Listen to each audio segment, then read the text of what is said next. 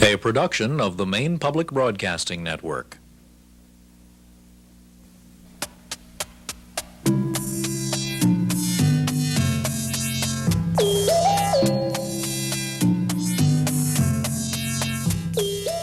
From the MPBN studios in Orono, Maine, this is the News Machine for the week of December 6, 1976, with editor and chief reporter Joan Young.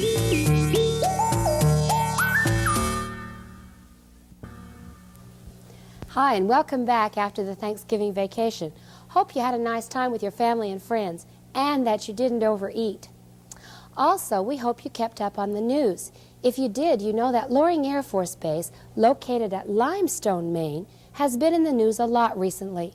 But do you know why? I'm sure our friends who live near Limestone know. You might want to talk about it in your class if you don't know or if you aren't sure. When the News Machine visited Loring Air Force Base, we found out that there's a lot to see and learn there. Our report today features some very special citizens who live and work at Loring. At Loring Air Force Base in Limestone, Maine, there are 19 important positions that are not filled by military men. They're filled by military working dogs. Military working dogs. I wanted to be sure and get the name correct. Sergeant St. Thomas, why don't you tell us a little bit about these dogs? They're not actually raised here, so where do they come from? These dogs are purchased from private individuals like yourself. Their initial training is done at Lackland Air Force Base, Texas, which consists of 7 weeks of training in detection, controlled aggression, obedience, and physical conditioning. After they arrive here, then, do they not need any more training? No, the training is an everyday process. We put the dogs through the same training here on a regular basis as they received at Lackland. Now, today we're seeing a confidence course, is what you call it. What's the objective of this course? The reason for the confidence course or obstacle course is to keep the dog in top physical condition and teach him confidence to go anywhere the handler requires him to go, whether being hurt or injured.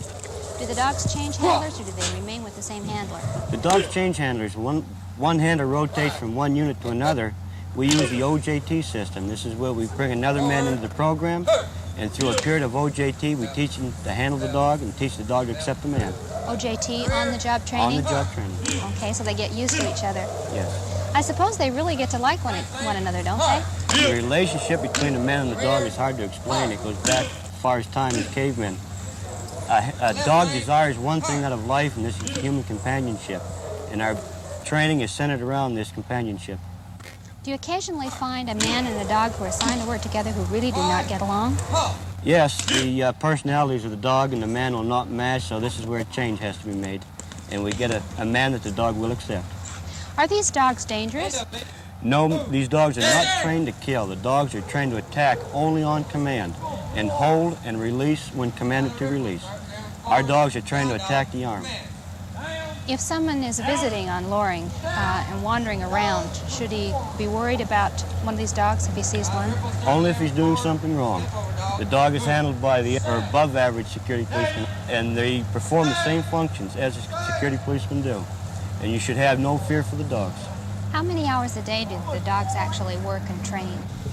The average work shift consists of about 8 hours on post, and prior to going to post, the dog trains approximately 2 hours per day. So he trains and then actually goes on duty with them? Actually goes on duty with the handler, secure either weapons or aircraft, or normal law enforcement functions as patrolling around the base with the vehicle. That's a busy dog. Does he require a special diet to keep up this pace? Yes, our dog food that's purchased for our dogs is especially prepared for the dogs. It's called high-protein dog food. The average dog only requires 16 ounces per day because it is real high in protein and calories. I see. Are all the dogs the same breed of dog? The Air Force requires that the breed of dog has a general outward appearance of the German Shepherd breed. They are not thoroughbred German Shepherds, but they have the general outward appearance of the German Shepherd breed. I noticed that they did all look quite similar. Is Loring the only place where these dogs are kept and used? No, the majority of military installations within the CONUS and overseas have military working dogs.